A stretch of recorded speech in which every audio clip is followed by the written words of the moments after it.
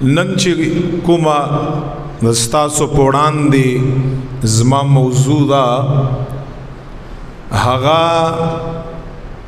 د یو مزدور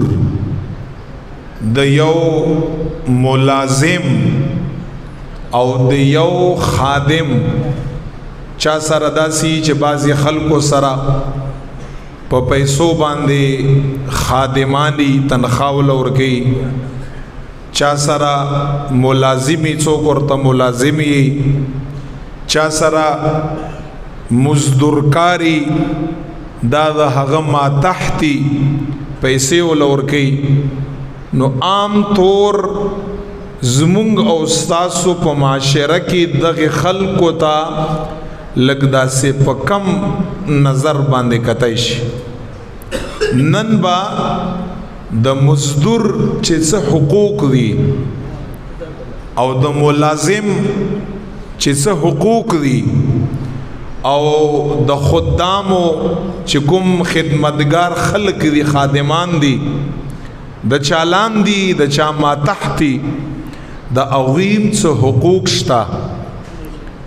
د معاشره کې چې دغه طبقه ته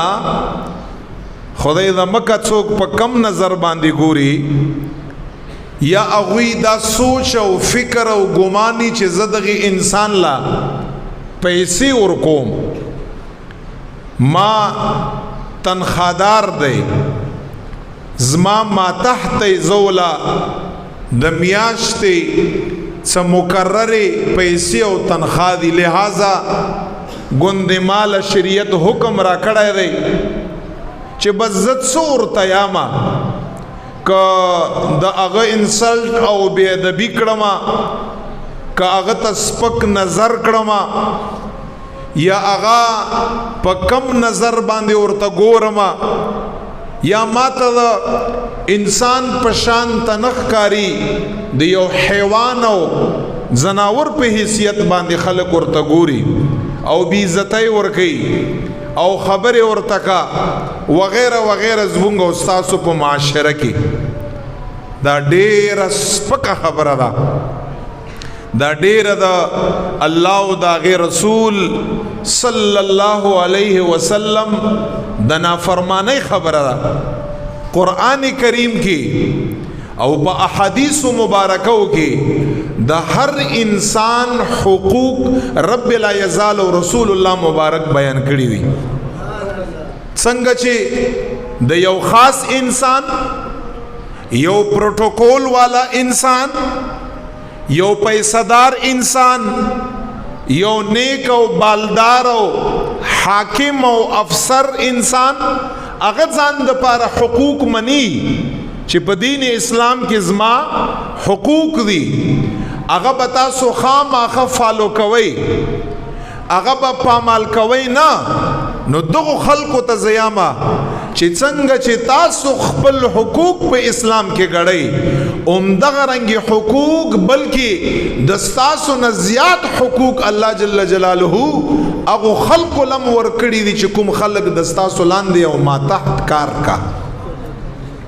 چې هغه ته مزدور ویل کېږي ملازم او خادم ورته ویل کېږي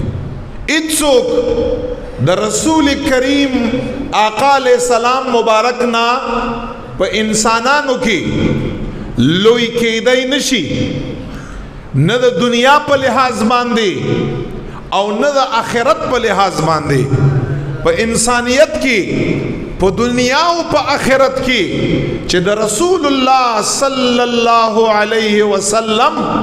کوم مقام او مرتبه او شان او عظمت دی کوم رفعت دی کوم ثواب رب لا یزال او خپل مینا او محبت یو لور کړی دی نه په دنیا کې چاله ور کړی دی او نه رب چاله په آخرت کې ورکړي نن به مونږ هغه ګورو مبارک چې لاندې ما تحت خلقو سره یې څه سلوکو ملازمینو سره خادمانو سره مزدورکار سره رسول کریم آقا علیہ السلام مبارک څه سلوکو